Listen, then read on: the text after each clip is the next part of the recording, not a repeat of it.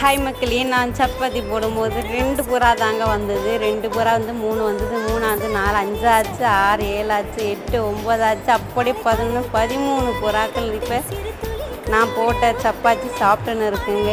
11 நாளாக மன உளைச்சலில் இருந்தேங்க. ஹாஸ்பிட்டலில் இருக்கோம், ஆப்ரேஷன் பண்ணுறோம், நம்ம வீட்டுக்கு போவோமா போக மாட்டோமான்னு ஒரே மன உளைச்சலில் இருந்தேங்க. ஆனால் இன்றைக்கி பாருங்கள், அவ்வளோ சந்தோஷம். இங்கே 1 புறா 2 புறா இல்லைங்க, பாருங்கள் எவ்வளோ புறா என் கையால் சப்பாத்தி சாப்பிட்றதுக்கு. இதுவே எனக்கு 11 நாளாக இல்லாத சந்தோஷம் இன்றைக்கி எனக்கு பெரிய சந்தோஷமாக இருக்குங்க. நம்ம வீடியோ பிடிச்சதை லைக் பண்ணுங்கள், கமெண்ட் பண்ணுங்கள். ஒரு இது போல் வாயிலா ஜீவனுங்களுக்கு உங்களால் முடிஞ்ச உணவளிங்க, அதுதான் என்னோடய கோரிக்கை.